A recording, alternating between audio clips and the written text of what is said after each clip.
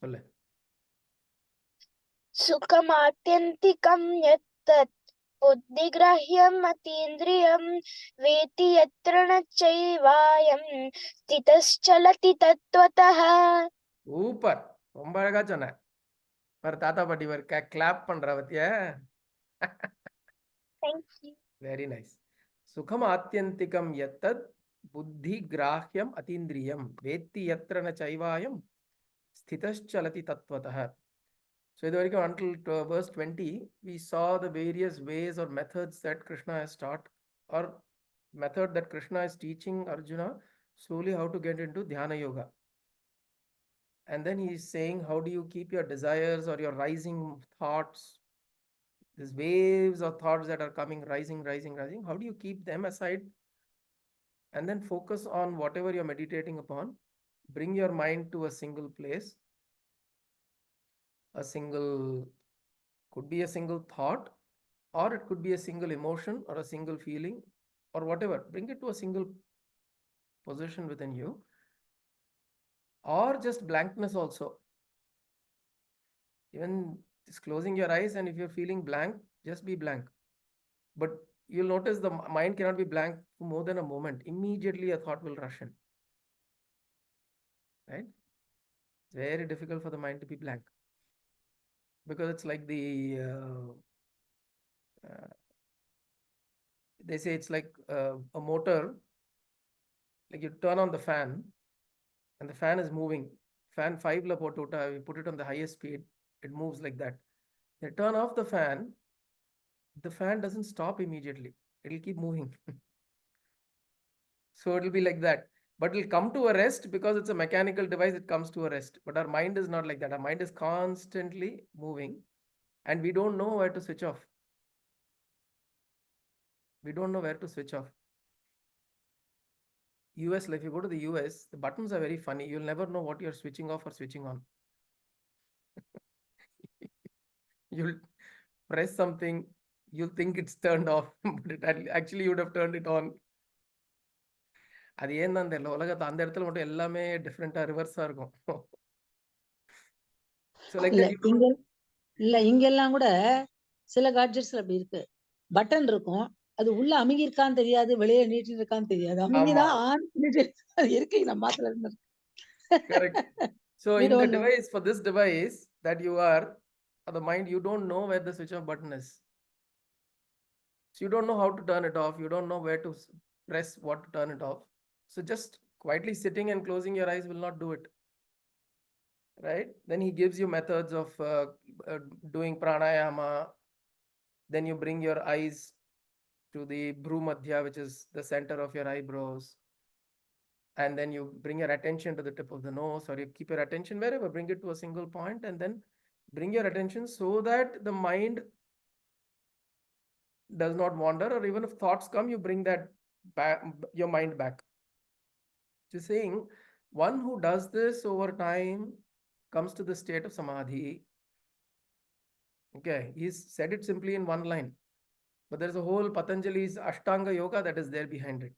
Right? It starts from asana, pranayama, how does that? Yama, niyama, asana, pranayama, pratyahara, dharana, dhyana, samadhi. Samadhi is like the 8th step. But he's saying, he's also describing how you get there, and now he's saying that one who gets there, how is the state? He is experiencing supreme joy. Sukham atyantikam yat yat buddhi grahyam atindriyam. It cannot be caught by the buddhi. It cannot be captured by the buddhi. It cannot be grasped by the buddhi. Why? Because this joy is not rising from the buddhi. The joy that can rise from the buddhi or the mind is of the association of pleasure, of the senses, or the fulfillment of your desires. The only joy that we are familiar with is only that, correct? In our transactional world, the only joy that we are familiar with is this, that if I get something, or somebody praises me, or if I have essentially my desires are fulfilled, or if my ego is fulfilled. If my desires are fulfilled or my ego is fulfilled, in both these cases, I feel joyful. This is the only way we know joy. And this is in the realm of the buddhi or the intellect. But here he's talking about a joy which is not dependent on any of this. It is a joy that is buddhi grahya atindriyam. It is beyond your. Okay, Masauji. Hari Om. Hari Om. So, sukham atyantikam yatyat yatat buddhi grahyam atindriyam. It is beyond your senses and the buddhi cannot grasp it. And there he is remaining. He is remaining in that state which the buddhi cannot touch. And hence it cannot be explained also. The next shloka you will see, even Krishna himself is struggling to explain. Because you are not trying to locate the joys of the mind. You are not trying, you are going to the source from where joy is rising within you. You are not trying to look at the object, you are trying to look at the subject. So, the one who is seeking is what you are seeking. Correct? The one who is seeking, so suppose I am seeking something. What am I seeking? I am seeking the one who is seeking. How do you explain this? When you're sitting in a room and it's dark and you can't see anything, absolutely, you're opening your eyes and you're doing all of that and still you can't see a thing. Do you have a doubt of your own existence? If a voice comes and asks, do you exist? I don't know. I can't see. Abdina cholu. தெரியலப்பா கேட்டு சொல்றேன். Let me find out and let you know. We don't say that, right? Instantaneously we say, first response யார் பேசுறதுன்னு கேட்பேன். நீ யார் பேசுறது? நான் யாருன்னு சொல்றேன். அப்புறம் exactly. You first tell me who you are and then I'll tell you whether I exist or not. So, the existence of your own self, Atmanam, correct, Mama has written here. Atmana, Atmanam. So, by the Atma knows itself. There is no separate knower than you yourself. Now, what we are seeking here, what we are trying to understand, the source of joy is from the seeker himself, and that is what you're trying to touch. You're trying to touch the subject. The one who is saying that, yes, I know I exist. Now, then the question comes, how do you know? Then if somebody asks you, how do you know you exist? You say, that's what you'll say. You mean you'll tell, somebody asks you the question, you'll say, what dumb question here? Of course I know I exist. But then it's a very profound question, because we know we exist as this body, mind and all that, but what is that within me that is recognizing that I exist, that knows that I exist? It doesn't require any atindriyam, ati indriyam. It is beyond all my senses. Beyond all these senses, there is something that is telling me that I exist. Suppose I lost the feeling of touch. I will still be able to recognize that I exist, right? It's not because I touch myself, I say I exist. So, this existence is what is referred to as the self that we are seeking, and from there is the source of joy. So, the one who's hit samadhi, the state of samadhi and existing, staying there, is essentially has touched that. And then once he's touched that, then in the next verse he says he wouldn't want to come from there. Yam labdhva, having attained that, chaparam labham manyate nadhikam tataha. From there, nothing else is as sweet as that. Nothing else is as rewarding as what he has got. Nothing else can be as rewarding. Na aparam, see, look at this. Any other labham, no other gain. Na adhikam tataha, than that, no other gain is a greater gain. Right? Now, some of you meditate, like Gayatri meditates very regularly. So when you meditate, you go into a very silent state within you, a very peaceful state within you. Now that happens just for a period of time. It could be for 10 minutes for some people, 30 minutes for some people, half an hour, 1 hour, 2 hours, whatever, but it's still a limited period of time. But while you're in that state, whenever a thought comes, you feel like you want to continue in that correct? You want to continue in that peace. Now, what is that peace giving you there? What is that joy giving you? Is it giving you a bigger building? Is when I open my eyes, my mortgage rates are going to go down? Nothing, right? You open your eyes, maybe you have stayed in samadhi for so long that your mortgage rates have gone up.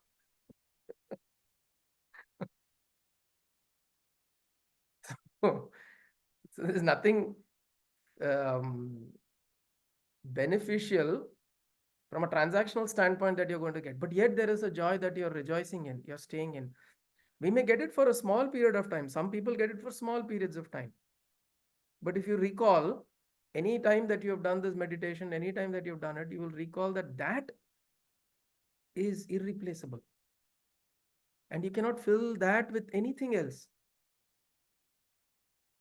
You will keep remembering, like Mama, you remember the Vasishta Gufa in Rishikesh, right?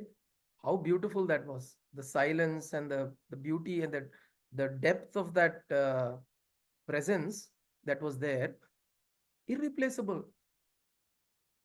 And what was there? What did we gain there? In fact, we dropped. Like somebody, Devadatta. Gain order, we lose ourselves. We lose Exactly. our. So there is nothing you gain really in that sense of the transactional world. Devadatta, who's Buddha's stepbrother, he used to always, he is always jealous of Buddha. Even he was Siddhartha Gautama, and he wanted the kingdom for himself. But his father, Shuddhodana, always wanted to give the kingdom to his son Siddhartha. But then when he became the Buddha and he went and he came back to the kingdom, Kapilavastu, uh, because the father had called or whatever, he came back. He was a monk. He was a monk at that time. And then when he entered, his stepbrother came and mocked at him. Say, look at you, what are you? You were supposed to be a Chakravarti, a king, this, that, and the other. You're just now wearing tattered clothes and you're just in rags. What did you gain? And the story is that Buddha was there for 8 years, right? He did tapas for 8 years and he got enlightenment and then he comes back. He says, what did you gain? See, look at me. See, I've gained so much riches. I've got this. I've conquered some more kingdoms and I've got this, that, and the other. And he says, what did you gain? Then Buddha says, I didn't gain anything. I actually lost. I lost ego. I lost anger. I lost hatred. I lost jealousy. I lost the um, I lost my ego. So this individuality that I was holding on to, I lost it.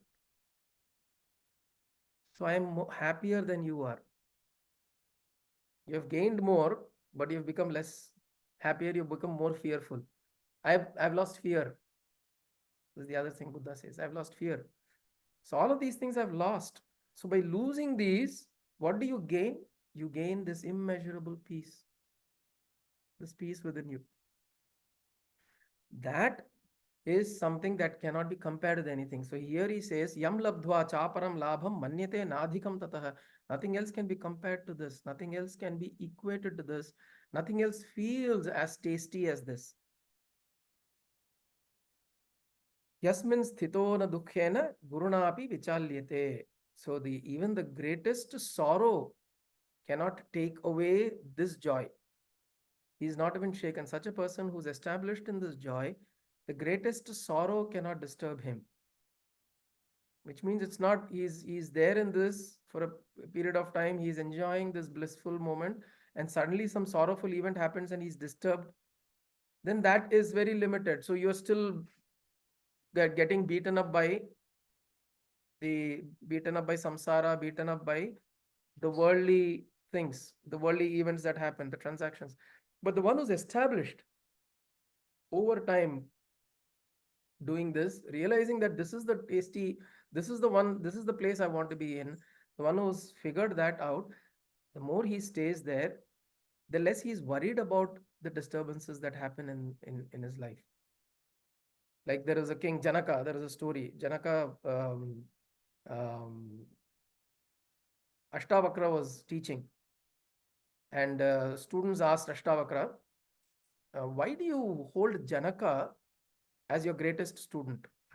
King Janaka as a greatest, he is a king after all. He is doing his daily duties, he is running a kingdom, he is governing, and he's doing all of that. He's meting out punishments to criminals. You know, he's earning wealth, he is waging, I mean, fighting wars, and all of that he is doing. But why do you hold him as your greatest disciple? Then he says, okay, let me do a demonstration. So on a particular day, he calls for a satsang where he is sitting. Ashtavakra is sitting.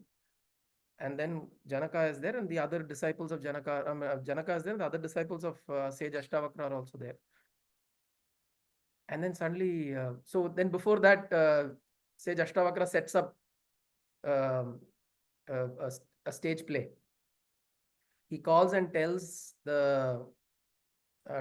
one of the attendants to come, and every 15 minutes come and tell there is fire in the palace. There is a fire in the kingdom, and it's starting to slowly engulf, right? So they're all sitting in satsang, and he is sitting in complete dhyana with the guru. Who Janaka is sitting in dhyana with the guru, sage Ashtavakra is doing his satsang, and the other disciples are also there. And then the attendant comes and says, he comes in from there at a distance, he says, Raja, Raja, there is a fire in this thing palace. And the Raja looks at him and smiles, says, okay. And then a little later he says, oh Raja, Raja, the fire has come even further. It's come from the outskirts and it's moving towards the palace inwards. And again smiles at him and he says, don't disturb me, I am in satsang with my guru. And after a little while again this guy comes, the attendant comes, and the disciples are getting worried. What Raja is he? And he's not reacting, responding. His kingdom is on fire. So slowly what happens is more and more the news of the fire starts, people start running helter-skelter. Janaka is looking at his guru, just listening to the satsang. His disciples get worried. And slowly, one by one, they start packing their things and start going away. Because there's fire coming, right? And then till the end, you notice that Janaka is sitting there without getting disturbed because he's sitting in satsang with his guru. He is not getting disturbed. So then later, so the whole thing kind of is staged, right? So later the guru, the disciples then come and they say that now we realize why Janaka is your greatest disciple. Because at the time this was happening, we were not able to sit. We were so disturbed that there is fire that's coming, and we had to protect ourselves. We went and ran away. But your disciple there, he being the king and the whole kingdom is his, and that's burning, he wasn't worried. He was sitting calm, and he was sitting and listening, because he had told people whatever they need to do, you go and do. Whatever needs to be done to extinguish the fire, you guys do. I'm sitting here and I'm in satsang with my guru. So then the guru says, this is the mind of a jnani, which is why he is called Raja Rishi. Janaka was called Raja Rishi Janaka. He was a Raja, but yet he was a Rishi. So here Krishna is saying this. Yasmin sthito na dukkhena. Any kind of guruna api. Guruna means even the greatest misery or sorrow that comes, na vichalyate. He does not get disturbed. Right? And then tam vidyat dukkha sanyoga viyogam yogasya sangitam na nishchayena yoktavyaha yogo nirvinna chetasa. Now here Krishna is trying to explain to Arjuna the state of being, right? And it's very difficult. He's figuring it out how to explain to him. Yoga karmasu kaushalam, he told in a previous chapter. Yoga karmasu kaushalam, which means you do karma clearly, and that is yoga. But now he is saying yoga is dukkha sanyoga viyogam. So he is trying to explain that, see, yoga essentially is to be in that state of unison within you. Your mind, your intellect, and your body are in unison with each other. Yoga means in complete unison with it's functioning together. And again, like Patanjali says, chitta vritti nirodha. There is absolutely no there's no constant beating of the chitta vritti, or the mind and thoughts are going here and there. It is reasonably within control. So here he is saying, how do I tell you what is yoga? He is now trying to further explain. He is saying yoga is whenever there is no dukkha. So dukkha sanyoga viyogam, whenever the state of severance from union with misery, whenever there is no suffering within you, that is yoga. So at every stage, Krishna is trying to explain to him what really yoga is. Because all mean the same, but you approach it from different ways. So he says, if there is no dukkha, if there is no association with misery, then means understand that you're in yoga. See, if the palace is burning, you get up and do what needs to be done. If the fire alarm goes in the building, you get up and do what needs to be done. Or if somebody is doing, they're doing it.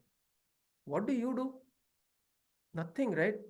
The fire alarm goes in the building. Are you going to go and extinguish the fire? You don't even know where it is. Somebody in the building is working on it.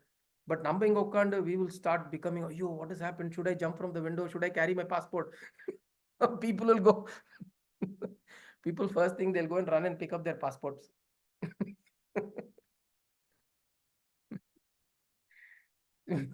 Because if nothing works out, we'll go some other country. So actually, when we were abroad, we were told, keep a bag ready with your passports and whatever gas you have. So if there's a fire, pick it up and run. Pick it up and run also, right? So he also trained that way. Because you can't leave the country without your passport. You can't leave the country. Correct. That's the only thing that can save you.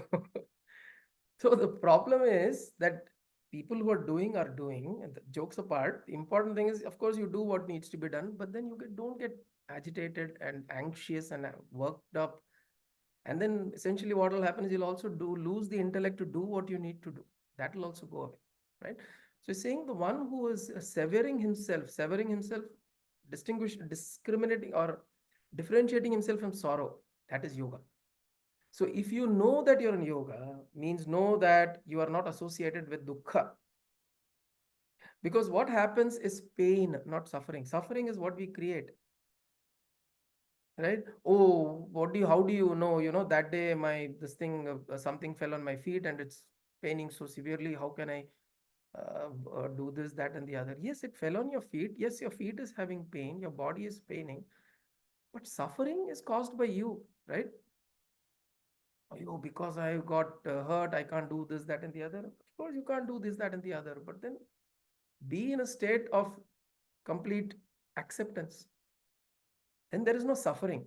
So he is talking about suffering. He is saying, Tam vidyat dukkha sanyoga viyogam. The viyoga of dukkha sanyoga, when you are differentiate or removing yourself from the suffering, then understand that you are in yoga. Nischayena. Yoga anirbinda chetasa. The next two shlokas, he is talking about Sankalpa prabhavan kaman tyaktva sarvan asheshatah. So he's saying, remove all desires and then you will be in a joyful place, right? Completely renouncing all desires arising from thoughts. One should restrain the senses, and then slowly the mind will become fixed in God and nothing else. Which means, here he's saying, whenever the mind goes somewhere, make sure you take the effort to bring it back. You take the effort to bring it back. Right? Now, in this process, how do you quell the desires? Desires will rise. You can't stop them. He's saying sankalpa prabhavan kaman. So those desires that are coming through our sankalpas, through your random thinking, because we have trained ourselves to think randomly. Right? This is also a training that we have given to ourselves, right? And I've seen this. I'm sorry that I'm I'm not trying to be, you know, calling out one gender versus the other, but I've seen women tend to have this worrying attitude a lot. So this constantly, I mean, of course, there are studies also to show how women think differently from men and all of that. Men have the ability to kind of disengage a little quickly than women, and then the women have the ability to connect several things and then worry about several things together. So my guru, one of the Mahavakyas my guru gave my wife is that don't worry. That is a Actually, அதுக்கு ஒரு reason நானும் யோசிச்சு பார்த்துருக்கேன். But there is one very valid reason which I felt, in my opinion. See, all women are mothers, right? The mother is always worried about the child. correct. So the worry வந்து அங்கிருந்து start ஆயிடுது. Start ஆயிடுது. குழந்தை நீங்க எந்த எந்த அம்மாவும் பாருங்க, நீங்க வயசா எல்லாம் ஆனா கூட Always thinking about the child. என்ன பண்ணிருப்பா, குழந்தை என்ன பண்ணிட்டு என்ன பண்ணாலோ அப்படின்னு அந்த சிந்தனை வரும் இல்லையா? So Correct. naturally it becomes a natural part. Absolutely. So that actually, you're right, Mama. The thing that, and what I tell also my wife and my mother and all, is that you have this beautiful ability to focus your mind on one thing. Like, for example, if you're thinking about the child, you have that ability to focus on the child. So they have a greater ability to focus. So I'm saying now use that ability to focus on something which is higher. You have the ability. God has given that ability much greater than men, because men can quickly jump from one to the other. It's a much more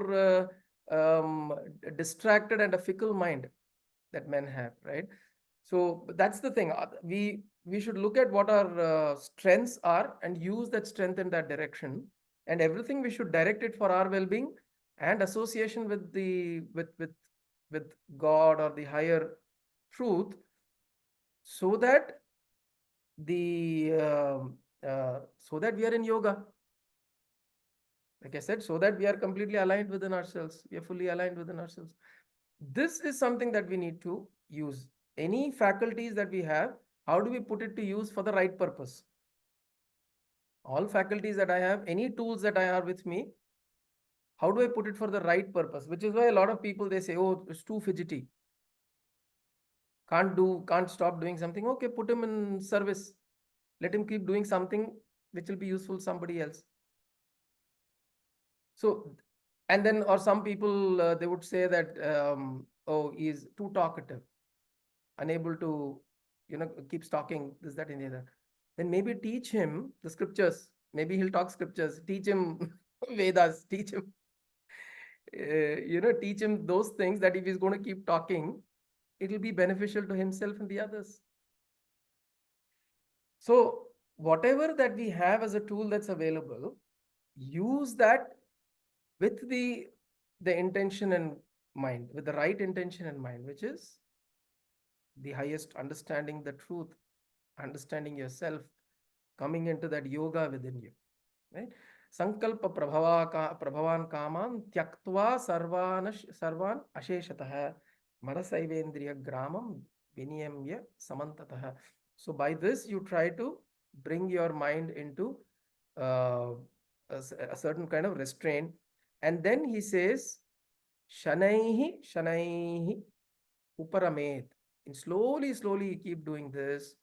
Dhriti grahitva atmasanstham manah krutva na kanchidapi chintayet. Slowly you train the mind. This is not a day's job. As you do it over time, as you keep doing it, we will come to a point of a certain you'll come to a point of at least observing yourself. Today, the position that we are in, we are unable to even observe ourselves. Our mind is so flickering, so much flickering, and there is so much of activity that's happening that we don't even know that we have to observe the thought. See, notice what's happening. The moment there is a thought, we act on it. The moment there is another thought, we act on it. And we jump from one thought to the other. How much time do we sit down and just let me observe my thought? That is the time we need to give ourselves. And that time that we give, maybe we're not able to do it the whole day, but we give ourselves like 30 minutes, 20 minutes, 15 minutes, or 5 pockets of 10 minutes during the day. Tell myself 10 minutes now, I'm going to shut up and just look at what's happening. I'm not going to jump for any thoughts. Even the phone rings or even the messages come, I'm not going to look at it. Just small sankalpas we take like this, right? We train the mind. A lot of people, as they age, they find it difficult to be with themselves. You know why? The reason is because they don't know how to deal with the thoughts that are rising. So the thoughts are rising at a rapid pace, and the body is not able to act at that pace, or you probably don't have things to do also. Then there is this conflict.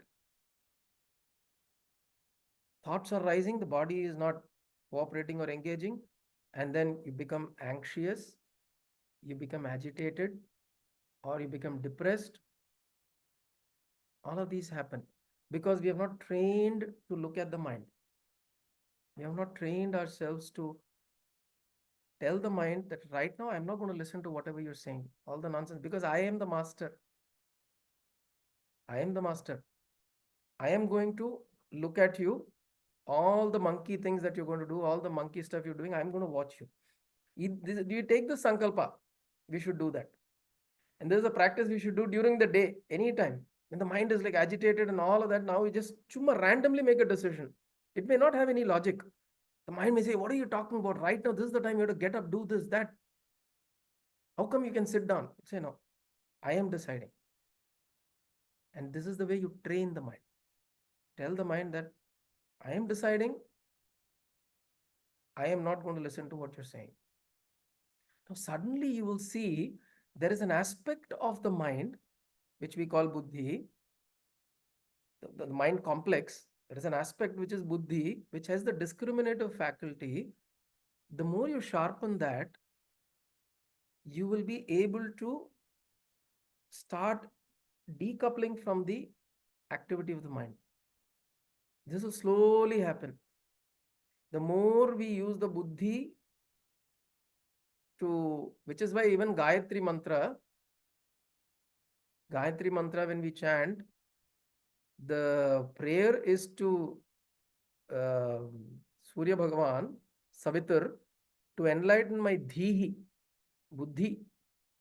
Because buddhi shakti is very important to be able to manage the mind. Because where is the source of the mind? The source of the mind are the vasanas and desires and unfulfilled aspirations, all that I have inside me. It's like a big ball of. Imagine this.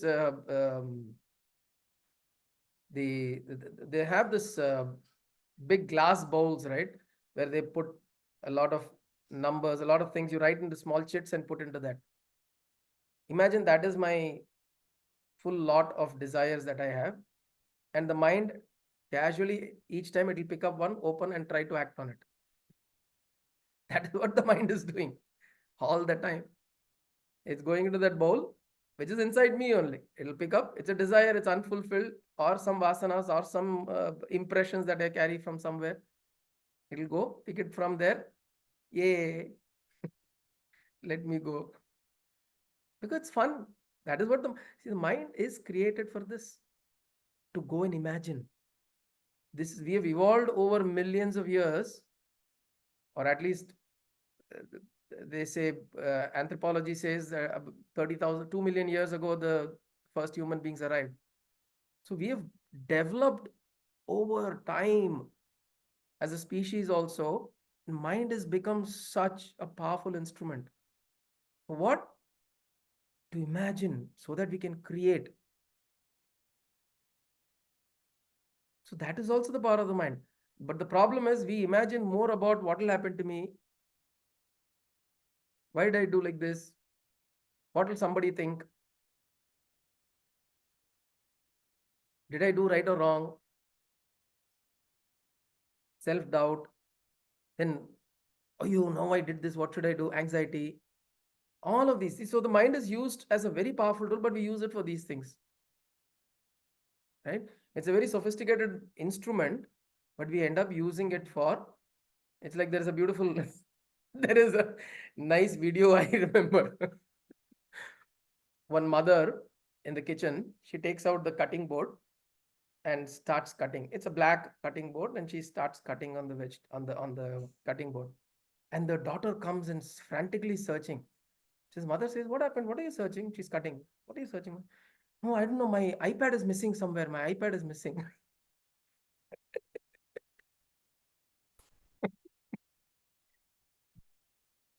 And the mother doesn't know she's cutting on the iPad. So that is how, right? You take an iPad. It's a sophisticated instrument. If you're going to use it as a cutting board, it's complete underutilization, gross underutilization, and which is what is happening with our mind. We're grossly underutilizing it. So if we get to a state where we train it, constantly train it, that no, I am not going to let you keep jumping around. I am going to watch you now. I'm going to observe you. So 5 minutes, 10 minutes a day, not a day, sorry, 10 minutes at pockets of time during the day. You decide. We train ourselves like this. Then the mind will also notice that, hey, this guy is not an easy, he's a tough nut. And it will slowly dwindle. Over time, it will slowly dwindle and come to a, it will also know that for my well-being, it is important for me to also be quiet for some time. Right? Which is why, that is why this puja, prayer, all of that meditation practice and all that should not just be a morning or an evening ritual. It should be an activity during the day. We should carry that, whatever we experience at that time, we carry it during the day. Suddenly we stand, okay, suddenly we're just waiting. Okay, possibly we're waiting for the water to fill up in my tank. As an example. At that time, just silently observe the mind. Silently observe the mind. Appoda, I have to go here, I have to go there, then I leave the tank also. If a tank will start overflowing, everywhere I'll be running.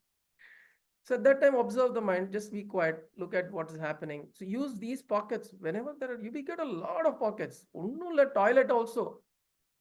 This is a beautiful place. You go sit there. That is the time a lot of people start taking phones also nowadays. You look, just observe, sit there silently. Mind will be jumping, jumping, jumping. What is happening there? Mind will jump. We are starting to think, okay, now I need to act on this. Now I need to act on this. Okay, now let me quickly finish the toilet and go. I have to do these 5 things.